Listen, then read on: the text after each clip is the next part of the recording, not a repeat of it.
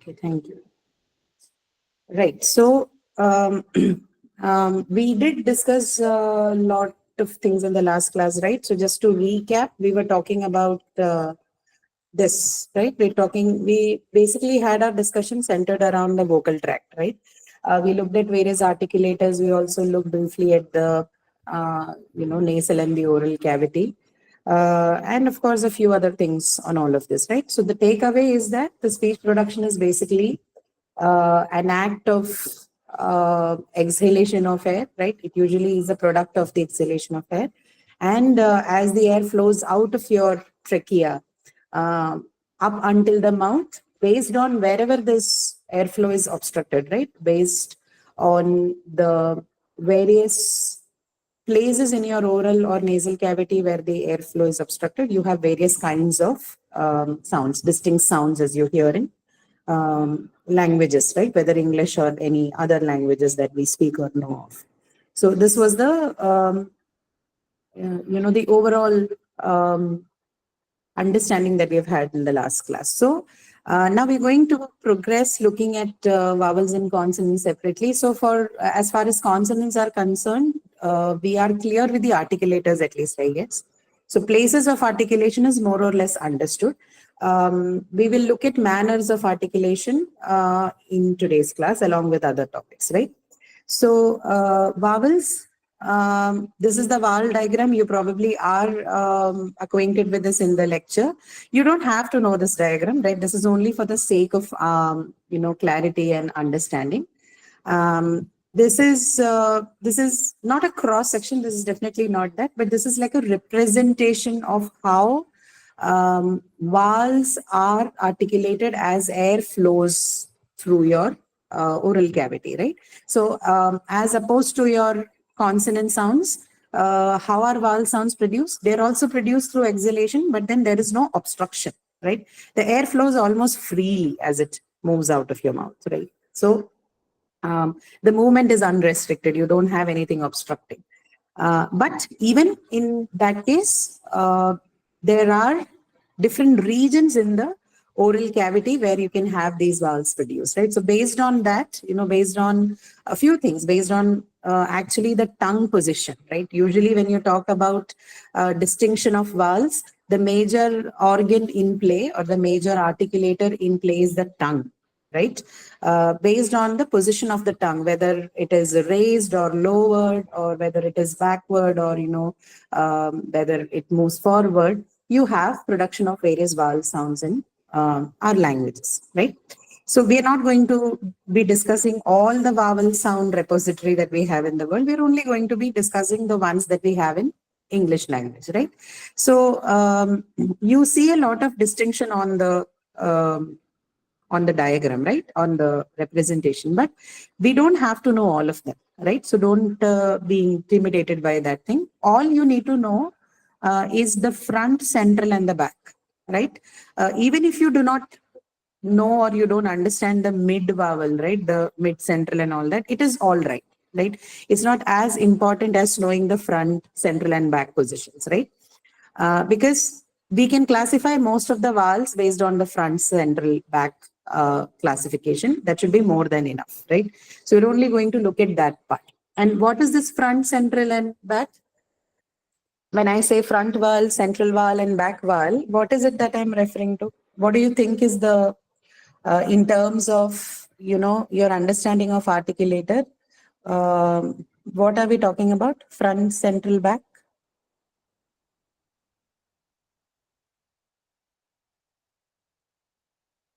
No idea. I just mentioned, right? Front is like bilabial को कह सकते हैं. No, not bilabial is It's not for like vowels. Okay, bilabial is only for like consonants. like sound coming from which portion of the mouth? Mhm. So, what is the part that is involved? So, okay, let me rephrase it. Say, how do we classify these vowels as front, central, and back? Right? Like, what do we consider? What do we position when we talk about front, central, and back? What are we talking about? Something has to be front, central, and back, right? for vowels to be front, center, left, back? What is The that? articulator position. The articulator. And what is that articulator? It is the tongue. Okay, so we're talking about the tongue here, right? So before we talk about this, I should make this clear to you that probably, the articulator part or the involvement of tongue may not be as clearly understood as you can see in the case of consonants, right? In case of consonants, understanding articulators are a bit easy, right? It's not very difficult to understand. But in case of vowels, the position of vowels are relative. Okay, you understand the word relative, right? So it's not like an absolute thing. It's not like, okay, this vowel is exactly, the central vowel. It is a relative position with respect to other vowels, other sounds, other vowel sounds, right? So it's a little difficult to understand this part as opposed to the consonants. Consonants are quite clear. You know where exactly the articulator is, where the obstruction happens, and why these sounds are called, bilabial or whatever. This may be a little shaky, little difficult to understand in the case of vowels. Okay, nevertheless, it's a good try. It's a good attempt. Let's see how it happens. So, when you say front vowels, okay, we are basically talking about the position of the tongue. And what do you think is the position of the tongue when you say front vowels? So these are your front vowels, right? All of these that you see here are front vowels. E and E, and then E that we have only in English. Then you have A, and then you have A, right? So a total of 5 vowels in this diagram, but I don't think for our course we are considering this third E, right? This E is found in words like happy. So it's not happy, but you say happy. Why this one? Because it is so feebly produced that sometimes it's not even like audible.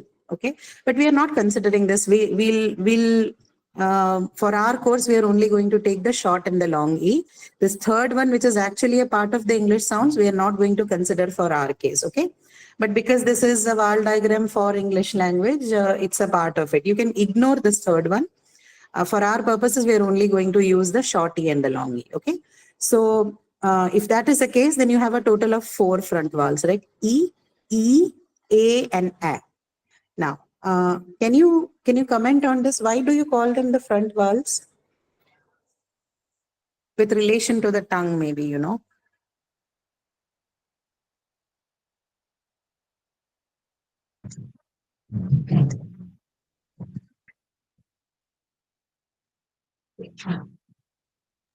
No?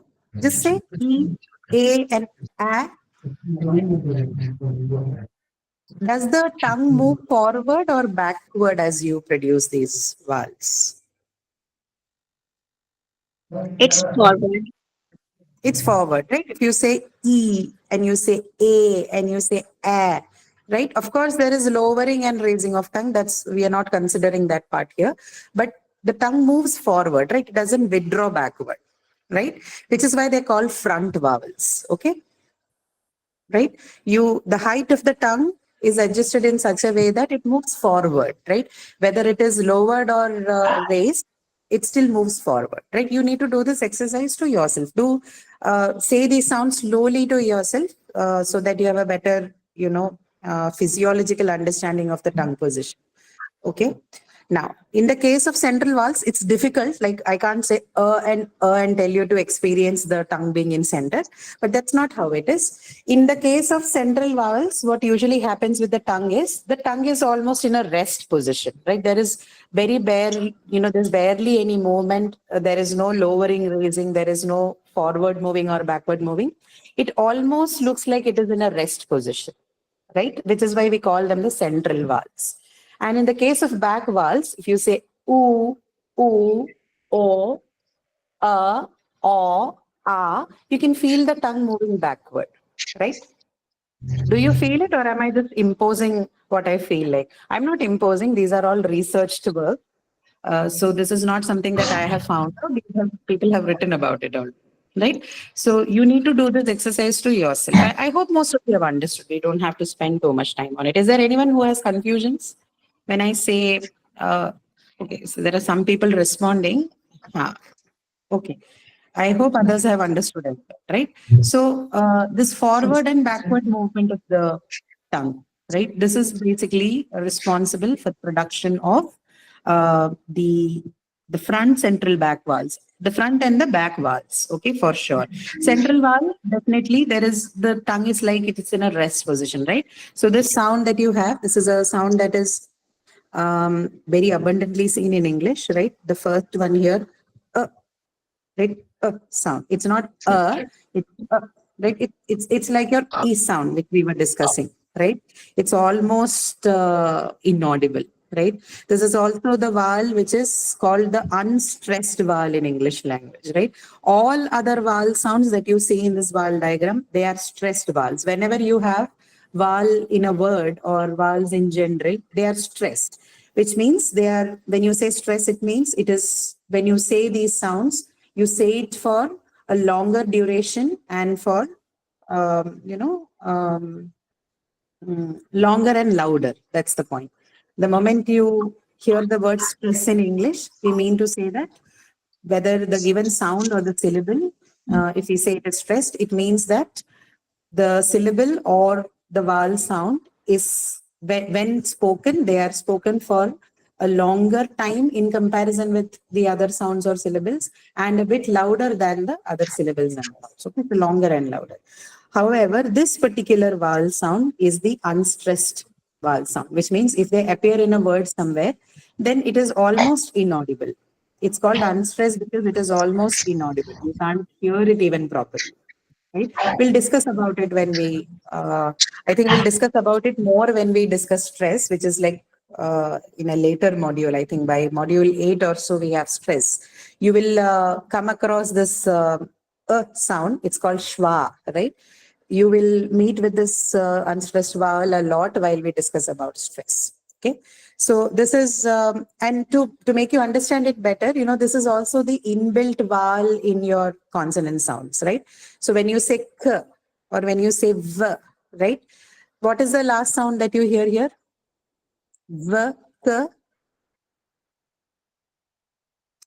right? That is this sound.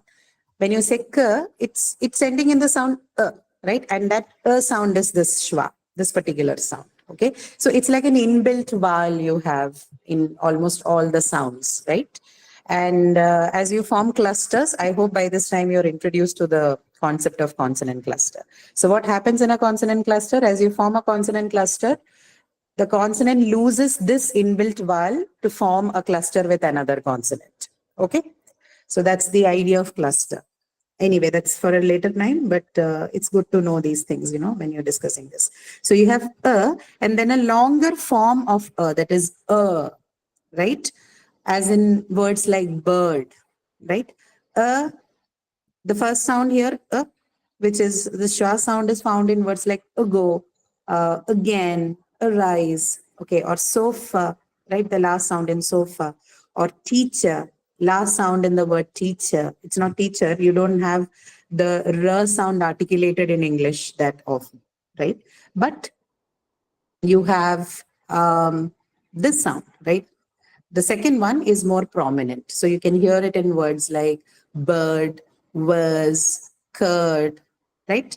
So this is that sound. So in some sense, they are a long and short counterpart, although in general phonetics, it is not, English phonetics, they are not considered as long and short counterparts. You only have the E, U, and R sound, which takes the long and short vowels.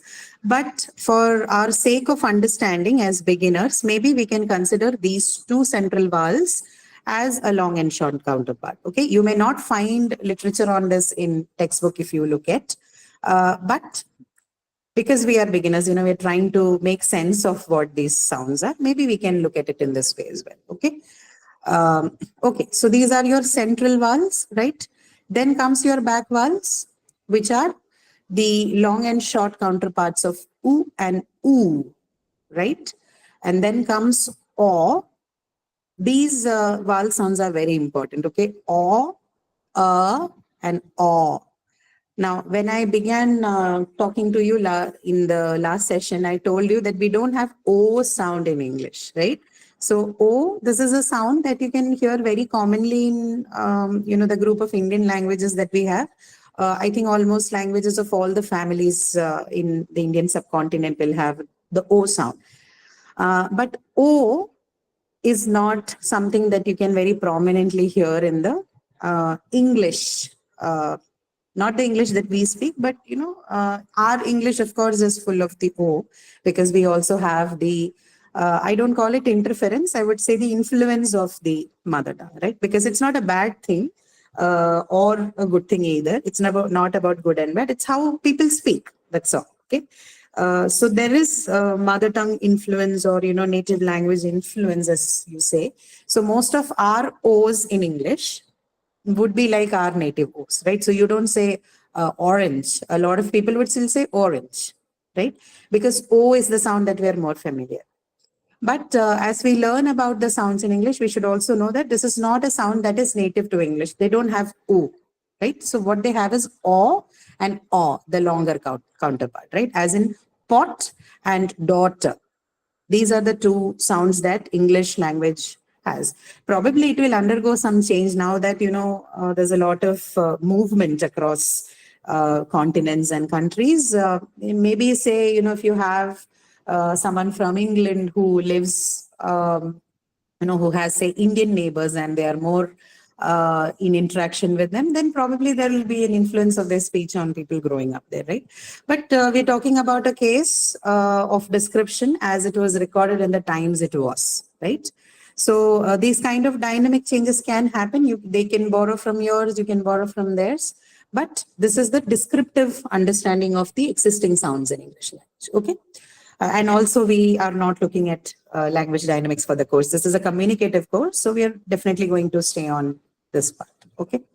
So O and O as long and short counterparts of, the sound. Then you have a sound, okay? This sound. This is a sound, and it appears in words like cup, okay? I'll show you a chart with, all of these sounds. I think even the lecture provides you a table on that. But we'll see a different table with different sounds, different words, so that you're familiarized better with this. So this is the sound, and this is the O, the longer counterpart of the sound O. And then the last one here is R, the long R, right? As in father, right?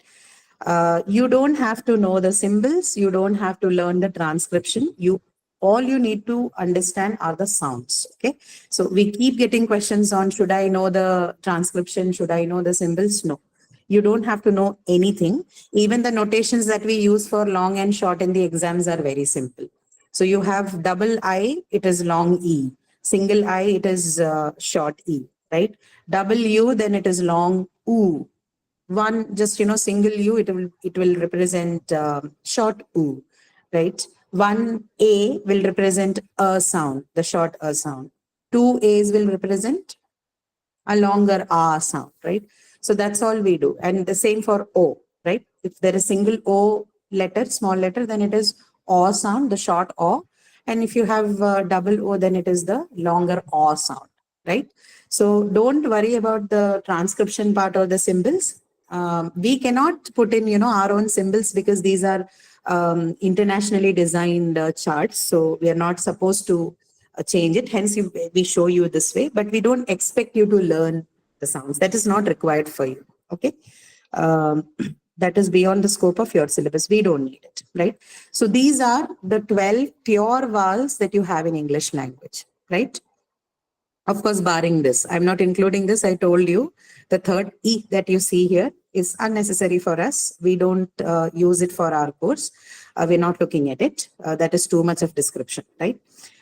So if you just take that thing out, there are 12 pure vowels in English, also referred to as monophthongs, right? So you need to familiarize yourself with a bit of terminology here. So pure vowels or monophthongs, right? So you have 4 front vowels, 2 central vowels, and then 3 plus 3, 6 back vowels. Okay, the statistics is not important, but just understand that, understand how the articulation happens and what are these vowels. Okay, because they are going to be extremely important for you for a couple of other concepts that we'll discuss in the course. Okay, any questions here? Anything that you've not understood before we move to the consonant chart?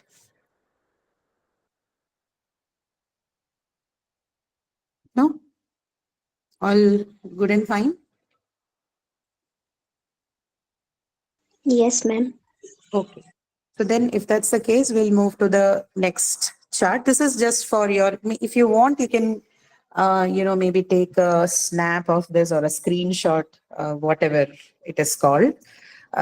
This is just for your convenience. I think the lecture also has a table like this, but maybe, keep this too in your store so that you have a few additional words to look at to compare and contrast. Okay, maybe use the words that you have here so that you can use it for the long and short vowel distinction for your questions, right?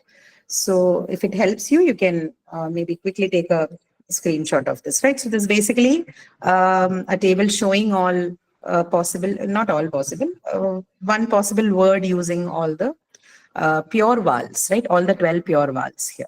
Okay. Okay. So let's move ahead. This chart is not necessary. This is just there for the sake of understanding. Because see, we can classify vowels based on the height, position, and length, and the roundedness. Roundedness of the mouth and length of the vowel sound, position of the tongue and height of the tongue and all that. But this is too much of detail for us. So all we need to know are the distinctions that I talked to you about, the front, central, and the back one, right? That should be more than enough. You don't have to worry too much about other parts of the vowel distinction. Okay. Now, this is a set of long and short monophthongs, right? Maybe you can maybe take a snap of this as well, if it helps you. Please ignore the happy here. We don't need happy thing here, except that everything else is fine for you. Okay. Like I mentioned, this is a sound that is very, very, very specific to the British English. Okay, you don't find it as commonly even in the North American English or any other forms of English, but because this is taken from that context, they have added this as well. You can ignore. You can ignore it. Okay, so you will have. Please, please. Somebody. Which sound is Can that? hear That echo. you Can see? hear echo. Can you please mute yourself? Mute yourself. Okay, thank you. Right. So, yeah, just ignore this one. The happy thing you can ignore, and you can just concentrate on the first one, right? Bit, and then this one, keep, right? The longer part of it. So this chart also, maybe you can, this particular figure also, you can take a screenshot or something so that you can have, yeah, you can keep this for your reference, right? As you are learning. Okay. Okay, now we go to diphthongs. Okay, diphthongs, very important, sometimes also confusing. But more or less, they're simple concepts. In certain words, they can give us a bit of a problem. But then more or less, this is like an easy thing to understand. Now, what is diphthongs? Diphthongs are vowel sounds primarily. Of course, they are articulated like vowels, which means no obstruction in the flow of air as you articulate the diphthong sounds. They're called diphthongs because they sound like they are a combination of two vowel sounds. Okay. Now, in most of the classes, the explanation goes like, "Oh, this is a combination of this plus this," but that's not how you should understand diphthongs. Although they look like the phrase "look like" or "seems like" is very important here, right? It only seems like it's a combination. It's not actually a combination of X plus Y. That's not how it is, right? They are independent sounds. They have their own independent status. It's not like a combination of 1 plus 1 or X plus Y, whatever it is, right? A diphthong is a diphthong, right? It is a combinatorial vowel in its best form, right? You can maybe, if you want to better your understanding, you can say It is a combinatorial vowel. Okay, it's not a pure vowel. It doesn't have just a single sound. It probably also has a combination of some sounds. Okay, but because of that, can you call it a combination of two different vowels? Maybe that's also not a right way of looking at it, right? Because they have their own independent status when they appear in a word, right? They are not influenced by other pure vowels in their articulation. They have their own uh, articulative uh, outcomes, right? So you have about 8 of them in the English language, right? Now the notation and everything that you see here probably looks like, it is combination of two vowels. It is because, it sounds so. Like when I say something like ear, right? Your first diphthong here, ear, right? They have organized it in this fashion for the ease of understanding. But when you talk about it in a theoretical sense, it's not really a combination. It's basically like a distinct sound, which looks like, it has certain combinations. Yeah, someone's hands raised, you can unmute yourself and ask a question.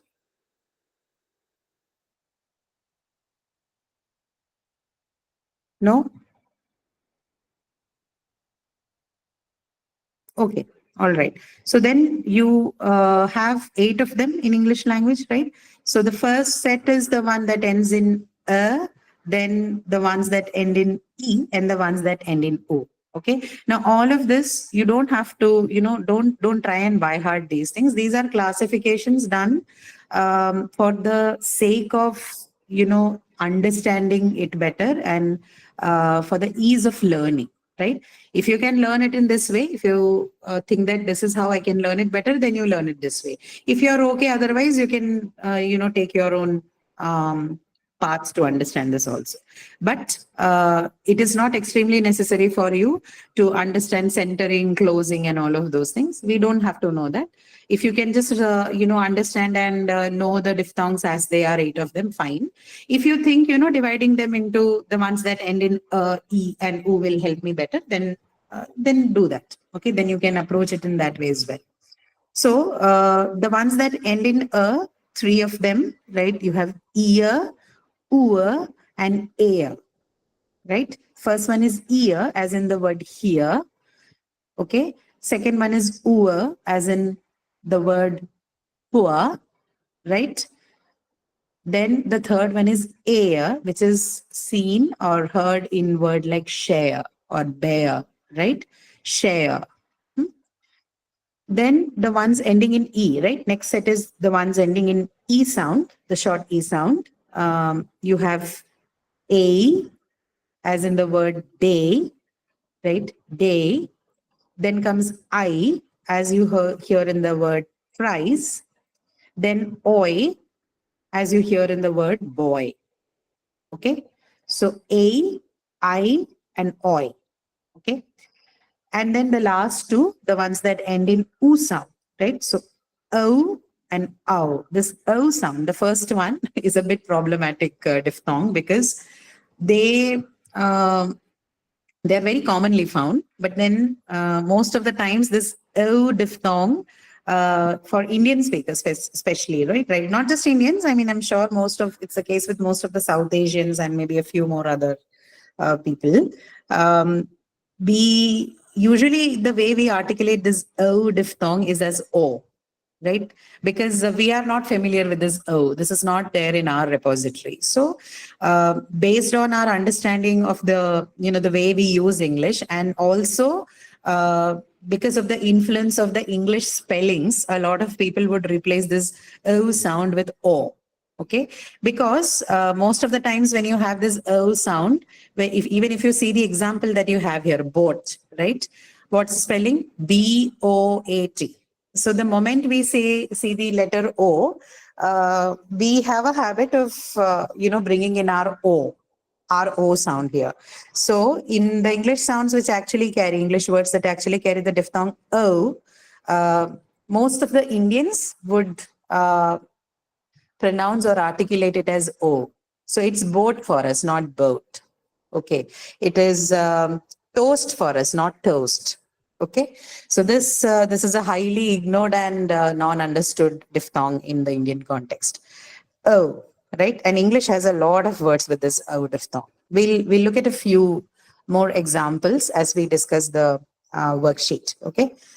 So this is one of the diphthongs that end in u, and the next one is au. Okay, au is very common. We also have au in our languages. So south, okay, or cow, your house. Okay, these are all words with au sound. So two of them, o and au, and put together you have how many?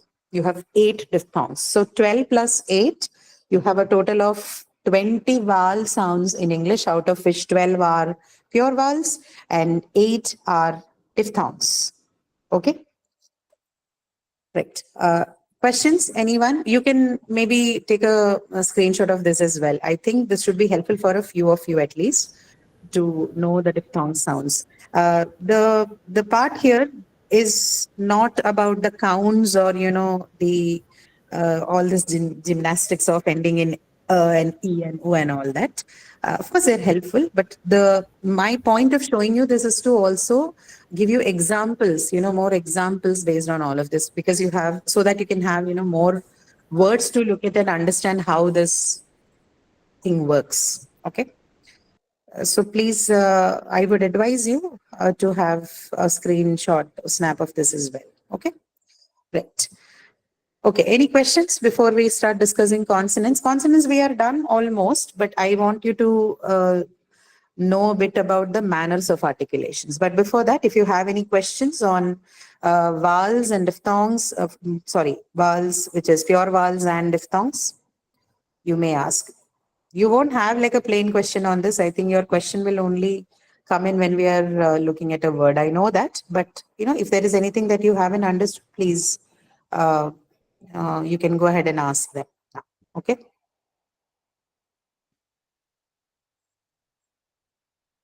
Anything?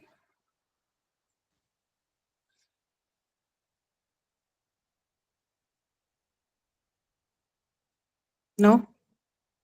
Okay. Okay, all right. So then we'll just move on to the consonant chart.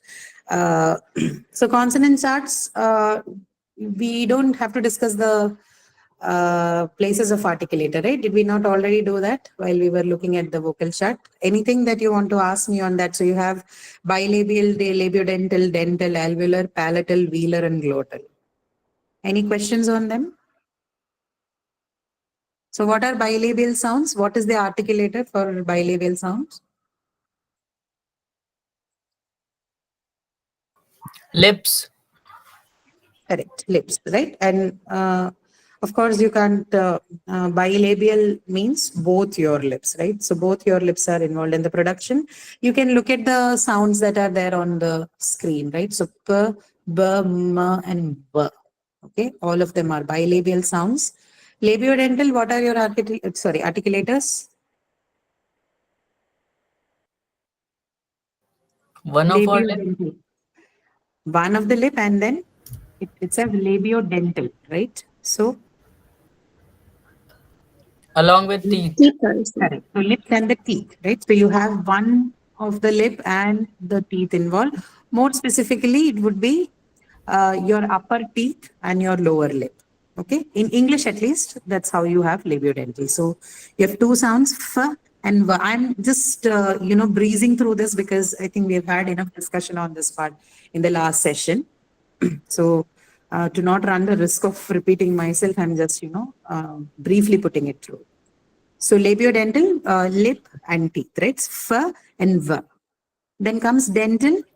Dental sounds are, that symbol may not be very familiar to you, but the sounds are common to us. The and the, right? The sound and the sound. Okay, these are both dental sounds. Then alveolar, which Ma'am, can part you is give the the, examples also? for which one? These dentals. Yes, I'll show you the examples in the next. We have a table with all of this. Okay, so when we go there, we can see each of them. Alveolar sound. What is your articulator for alveolar sound? Which part of your Alveolar. what is alveolar? Ma'am, when the tongue twists backwards. Mhm. No, that is you're giving me example for manner of articulation and retroflex sound. When you touch the Ridge.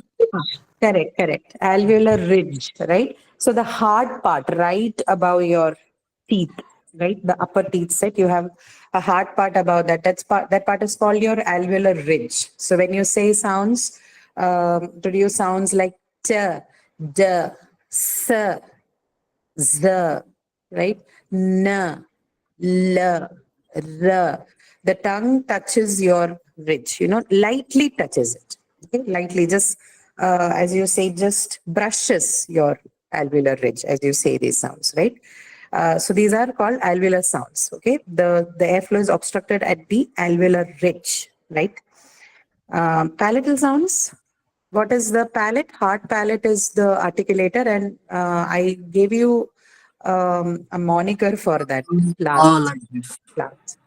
Yeah, it is the what do you refer to it as? To understand it easily, you call it the roof of the tongue, right? The roof of the tongue, the part above your tongue, that is your hard palate, right?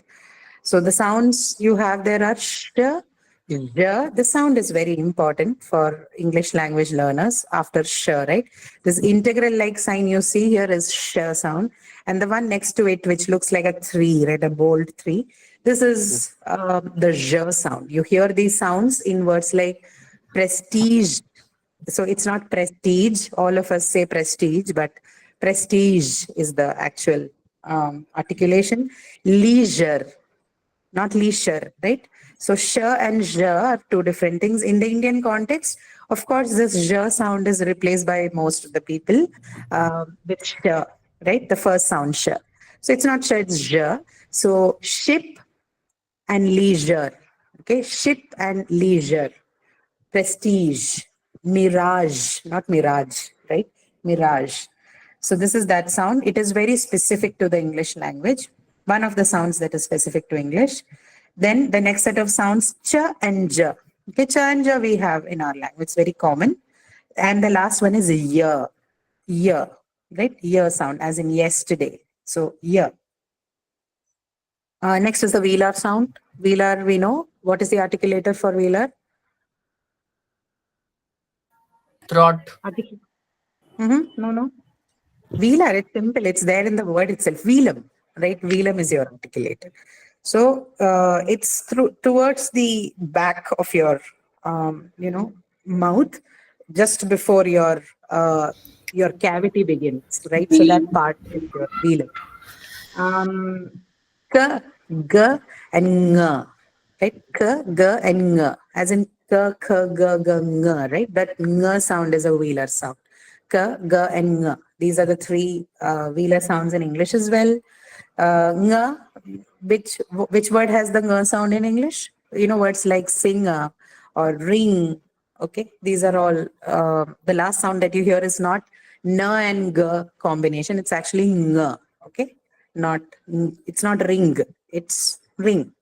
Right? And then you have the last one, glottal. Glottal, the sound is basically like a vowel because it passes without any obstruction. It comes from the glottis. Glottis is located quite further down in your vocal tract, right? I showed it to you last class. So this is her sound, her. Okay. This is your articulator, right? This is your distinction of sound based on the places of articulation, now where the airflow is obstructed. Now, how is the airflow obstructed? This is what manner of articulation. The horizontal axis, as you see here, if I may call it so, that one shows manners of articulation. And what does manners of articulation talk to us about? About the way in which, how does the sound, or how does the, sorry, not the sound, the airflow gets obstructed as it moves from the, lungs to out to the mouth, right? Out of the mouth, that is. So this is where places of articulations, where is it obstructed? Manner is how is it obstructed? Stop. I think last class we talked about this. What are stops? When you, in the process of exhalation of air out through your mouth, you in the production of the sounds, which are stops, you hold the air for a fraction of seconds in your mouth, and then you suddenly release it, right? Hold it for a fraction of seconds and then suddenly release it. Okay. So much so that it sounds like, it's like you feel like there's an explosion that has happened. Of course, in spontaneous speech, when you talk like this, the way I'm talking to you and the way you talk to others, like spontaneous speech, of course, it's not like a very legible or a very understandable thing. You can't really make sense of it. But if you say these sounds to yourself slowly, then you understand what we mean by, it feels like an explosion. So say p, say b, right? Say t, d, k, g. On its own, when you say, you can feel it, right? You hold it for a fraction of a second, the airflow, and then you release it suddenly, which is why these kind of sounds produced in this way are called stops. Okay. Another word for them are plosives, because it almost feels like an explosion, right? So that's the reason why we call them stops, right? Second one are fricatives, quite a bunch of them in English. So f, v, t, d, s, z, sh, j, h, all of them are fricative sounds. Now, fricative, same process, but as you release the air, instead of an explosion, now you have a friction, right? So it's not like, you suddenly release the air, but you slowly release the air with a friction. Okay. So compare p and f. Do this activity for me now. Say p and v to yourself. And please mute yourself, okay? P and v or f, whatever, whichever one you like. P and f. Right? You feel a friction as the air gets released in the case of f and v? Yes, no? Yes, ma'am. Yes, ma'am. Right? Huh. So this is what the difference in the manner of articulation is, that the air is released slowly with a friction. Right? So that's why they're called fricatives. F, v, th, d, s, z, sh, zh. Right? To understand the slow release, we if you compare pa and sh and all that, no, you feel like, we are saying, to say sounds like sh and zh and sa and all, we need to hold the air a little longer. It's not like pa and ba. It's like a sudden release. But to say fa and va, you need to hold the air a little longer, and you have to release the air slowly so that you can articulate the sound properly, right? That's the difference. So slow release and friction. Then is affricative. Now, affricative is a little debatable. Some people may not consider them as part of this, but then what are affricative sounds? If I'm to talk about it in a theoretical sense, then they begin as stops.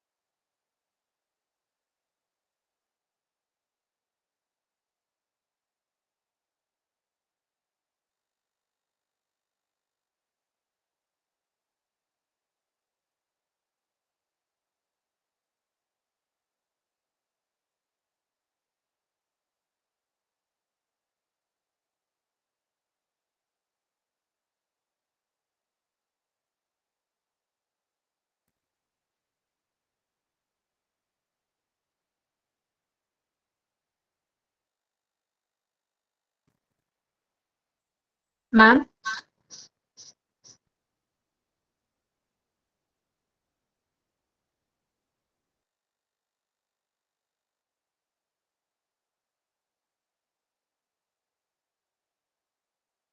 Oh, hi. Did I get logged out? I did not realize. Ma'am, we cannot hear you.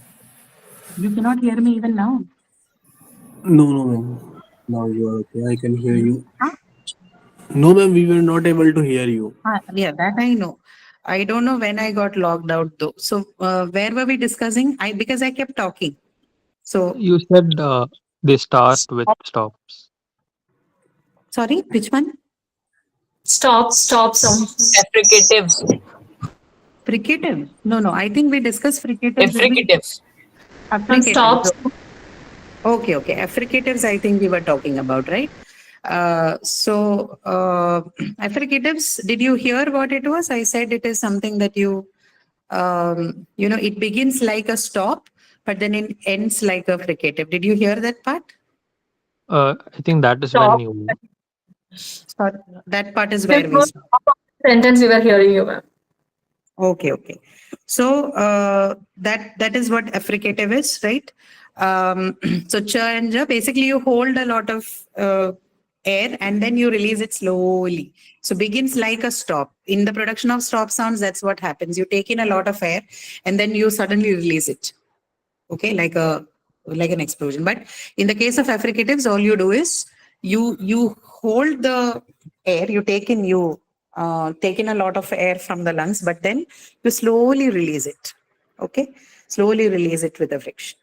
Nasal, of course, nasal cavity, right? The air is released through the nasal cavity. We don't need a lot of explanation on that.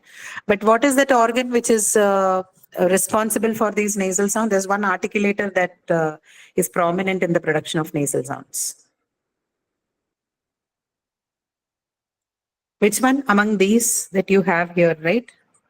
On your left-hand side, there's one articulator which is in control of the release of air through nose and the mouth.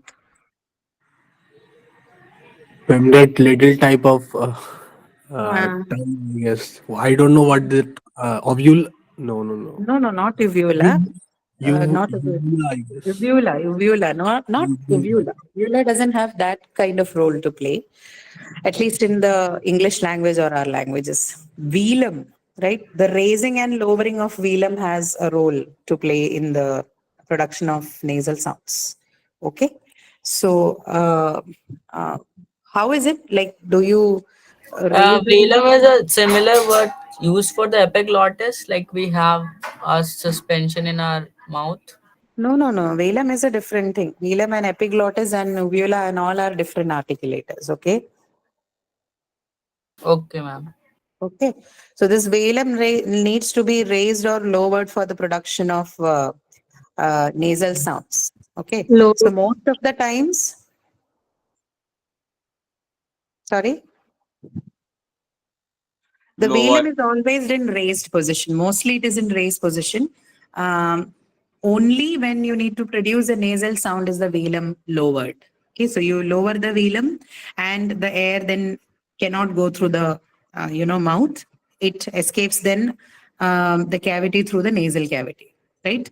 Then you have the production of nasal sounds, right? So when it is lowered, you will have a nasal sound. If it is raised, then you can only have oral sounds. Okay. So it basically controls the flow of the air. It basically controls which cavity would have the airflow. Okay.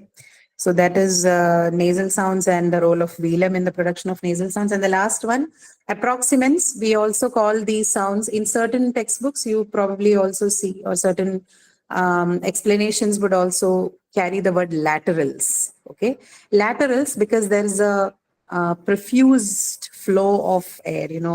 A lot of flow of air around the tongue region as you articulate these sounds, right? So approximants v, l, r, y. It's almost like there's the tongue is just playing around in the mouth. So a lot of air circulation around the tongue part. So we call them lateral sounds. Laterals because particularly there's airflow on the sides of the tongue. Okay, both the sides of the tongue. I like the word lateral better because it gives us a better understanding of what the sound is like.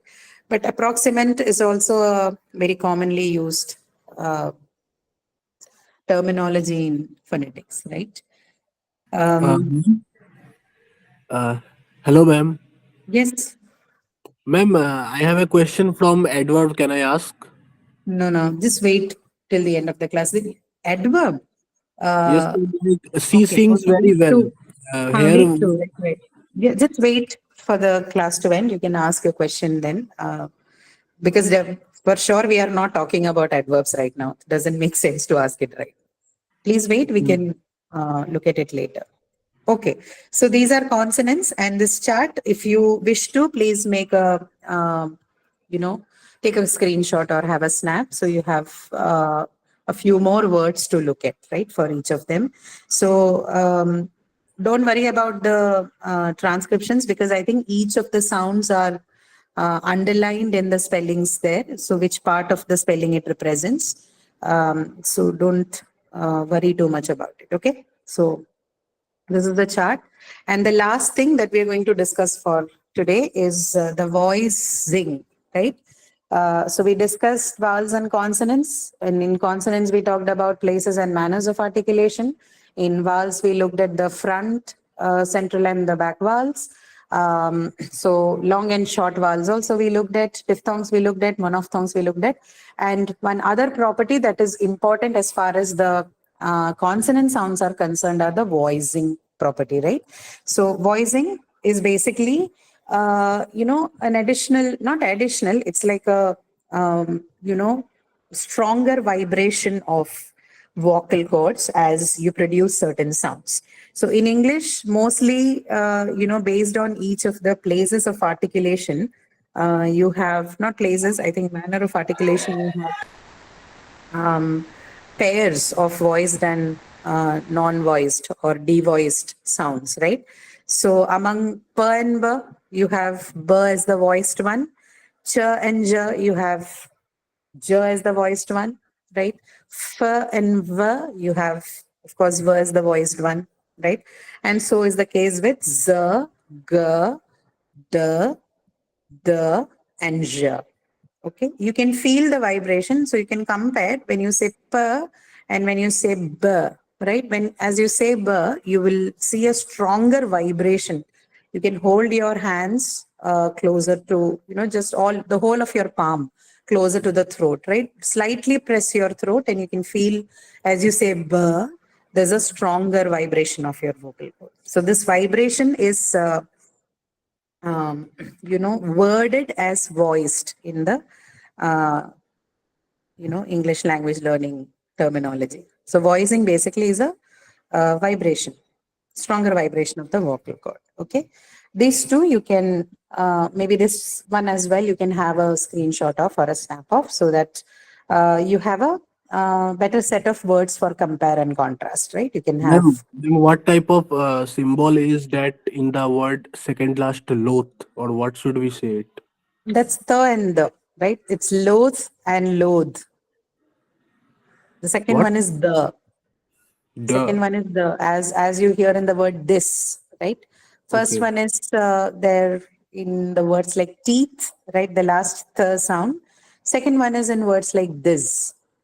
Okay, so the th Ma'am, and the. Yes. should we be familiar about all these symbols for the scope? Qualifier. Yeah, for the qualifier. Okay, for the nth time for this session again, you don't Sorry. have to know the symbols. Okay. You Okay, don't, ma'am. I think I've already mentioned this part. We don't expect you to learn the transcription part. This is only for the sake of understanding. It's not even for that. The thing is, when we are teaching, sounds and, phonetics and all that, there are certain conventions that's required to be followed. So for the sake of it, we show you this so that you're not completely unfamiliar. But for the sake of exams, so to speak, we don't use any. You probably have seen that in the graded assignment, right? It's not used anywhere. There is no symbol that comes up for any of the questions. So Sure. Ma'am, and one completely unnecessary. Huh. Yes, ma'am. In this minimal pair set, the fan and van. Ma'am, you mean to say that the van has a vibration more compared to fan? Is it so? Like I'm not getting Not there. not van and fan. It's not the word which carries the vibration. It's the sound that carries the stronger That's the vibration. of those words. Is it like that? Sorry. Why are those minimal pair words given? I'm not getting that. Minimal pairs means there's a difference of only one sound between them, right? So fan and van, the only difference is of and ver. We call such um words as minimal pairs. The only difference between them is of just one sound. Yes, ma'am. What is the relation between these words and voiced and unvoiced in this slide per se? Like I didn't get that. Because fan has a voice, sorry, unvoiced sound, and ver has a voice sound. Okay, fine, ma'am. Fine. Thank you. Okay. Right. So Ma'am, that's could all you about repeat for the second pair? The chin was again the chin and like jin. sound. Jin. Ja sound. Chin and jin. So ch and ja are the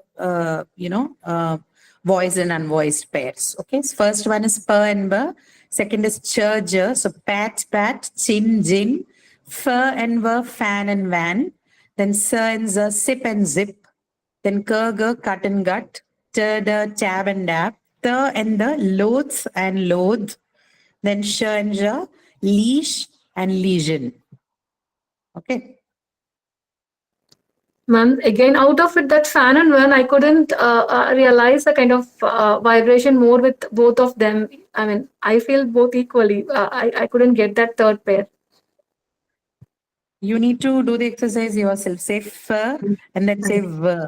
V Sure. has a stronger vibration, right? Hold your hands closer to the vocal cord. Okay, this is not something that your ears probably are trained to hear, but this is something that is more physiological. You'll have to feel it in your throat. So a lot of these properties that we're discussing in spontaneous speech as we speak, right? The spontaneous speech is basically the way we speak every day, right? We don't- Your usual conversations. So in that, probably, this is also like, it's not like it's something that is negligible because there's a lot of overlapping of other physical attributes here, right? But as you say the word slowly the sound slowly to yourself, place your hands, your palm on the throat, right, on your cord part, and you say fa and then say va. You can definitely feel a stronger vibration as you say. Okay. Sure. Yeah. Try doing that. Okay. So voicing is then one of the property for consonant sounds, more of an acoustic property, not a physical attribute as such, like your places or manner of articulation. So try and understand this thing, right? Just take a few words, try practicing with them, and it will take a bit of a time to train yourself to understand this. But then once you know it, it can do magic to the way you speak, right? It will significantly improve the way you approach learning part, right? Because now there is some science to it. It's not like haphazard learning. So look at it that way. It should help definitely. But if you're like, say, you want to be more ignorant about it, and I don't care, I'm fine with the way I talk, then that's also fine. I mean, people have different approaches to learning, right? So this is all about the sounds part. I'm not going to take this up again. So next class, I was supposed to take up the worksheet today, but then the discussion went on. So what I'll do is next week, we're going to do 2 worksheets together. So we're going to take up parts of speech, at least 2 topics on parts of speech and 1 on this worksheet, right? Because parts of speech doesn't require a lot of work from our side. So we'll take at least 1 or 2 from that. Yeah, go ahead. Ma'am, my question was from the part of speech topic 1 that she sings very well. So I am a little bit confused that does very comes under adverb? Yeah, anything that qualifies an adjective or another adverb or a verb would come under the adverb category. So if I'm to take an example, like she is a very good singer, right? So what is the adjective in the sentence? She is a very good singer. Good. Good is your adjective, right? Singer is your noun. And what Good. qualifies noun is the adjective, which is good. And what is very here? What is very qualifying? Is it qualifying singer or sorry, good? Qualifying good. The Good, right? Good and adjective. very good, right? So very is something that qualifies the adjective here. So anything that qualifies an adjective is an adverb. Okay, ma'am. Thank you. So, no problem. Okay, is that all? So I am winding up this thing on sounds of English. Like I have a feeling I've spoken way too much than I should have, but then I'm okay with this kind of classes as well. If you have any more doubts about this, of course, you can write to us or also speak to us during the live sessions, right? Varun, you have a Ma'am, we have question? a very less session, ma'am, for English. I'm sorry. Come again? Why we have a very less session in English? I think only 2 sessions we have for English. Which is the other session? I think there's only this session. I'm not aware of which is the other session that you have. Oh, you mean the live session, right? Live session. A live session. I'm talking about the live session. There was a one session in Wednesday for professor session, but only you are taking only one session. Can we It's more than take enough. more Trust me, you won't want to have more than this. It only sounds, maybe things you need more because of the topics. The first topic we are dealing with. We do not actually have too many of things that are complicated for at least English 1, right? But of course, if it is necessary, if it comes up anytime that we should have more, then we'll take a call on that. But those are administrative decisions. So that if something like that happens, you will know. We'll let you know. Okay. Okay, ma'am. Sorry, Varun, you had a question?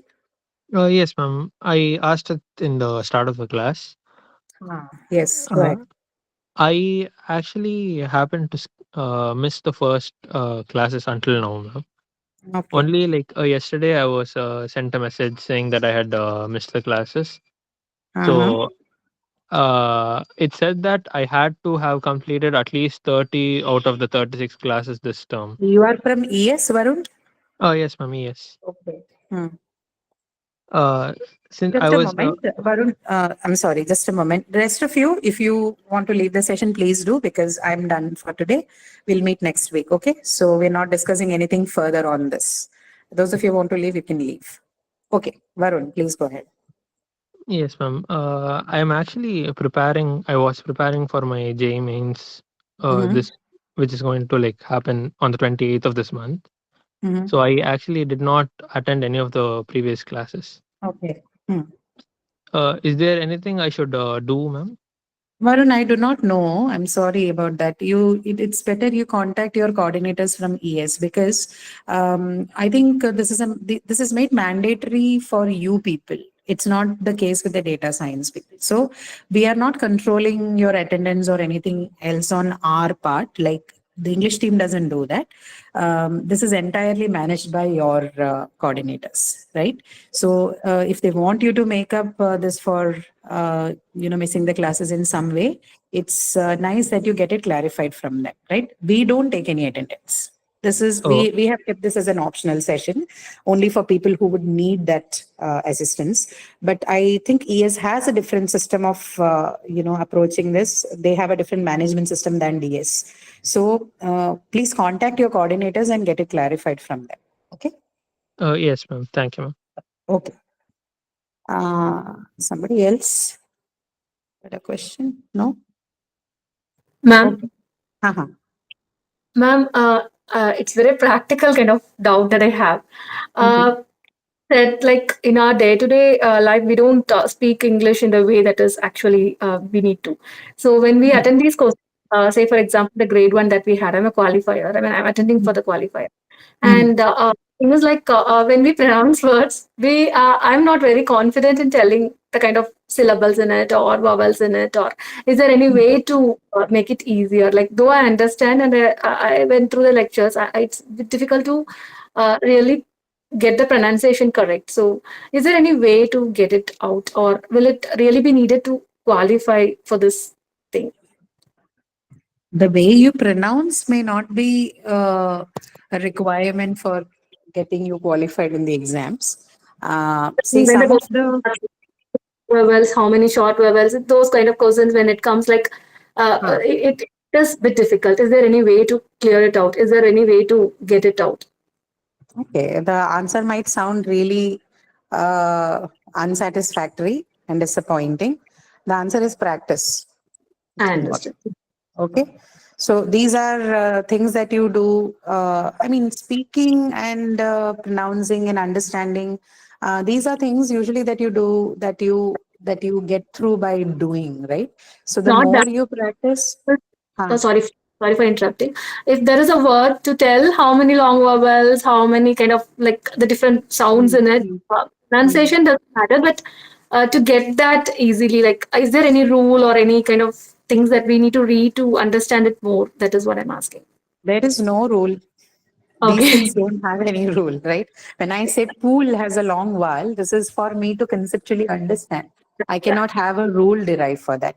There could be, Fine. but there won't be any foolproof rule. So, for example, this O sound that I was talking about, people have tried to make things easier, but then when they try to do so, things have become more complicated because there were more counter examples to these things than examples, right? So, like That a is what word like when boat, we right? A word like boat, right? So people would say boat, and we say it's not boat, it's boat, actually, right? But it's not like you go around correcting everyone's English, right? Someone says boat, you say you understand what boat is, and you say, okay, fine, this is boat, right? In the Indian context, right? You don't say, oh, it's not boat, it's actually boat. We don't do that. So these are exercises to just show you that these are the actual sounds. Now, how well do you put it to practice? Whether you want to put it to practice at all, these are all your call. This is at your discretion, right? But there are quite a lot of people who come to us saying that, I don't think when I speak, people understand it clearly. And this can happen. And this won't happen unless you move out of the country, right? Not suggesting you should move out or anything, but in case, right? In case that happens, or you attend an international call, your video conference. So for practical reasons, it's better to improve your standards. But for all other purposes within the continent, I think we are well and fine. And when it comes to rules, again, disappointing answers, no rules. Okay, we just listen, we just work on it more, and we train ourselves till the point where we can clearly distinguish, this is a long and this is a short one. Okay. sure. Thank you for that. Okay, no problem. Okay, thank you so much. I'll meet you again next week. I have another class to go to, right? Thank you so much, guys. I'll see you again next week. Thank you, ma'am. Ma'am?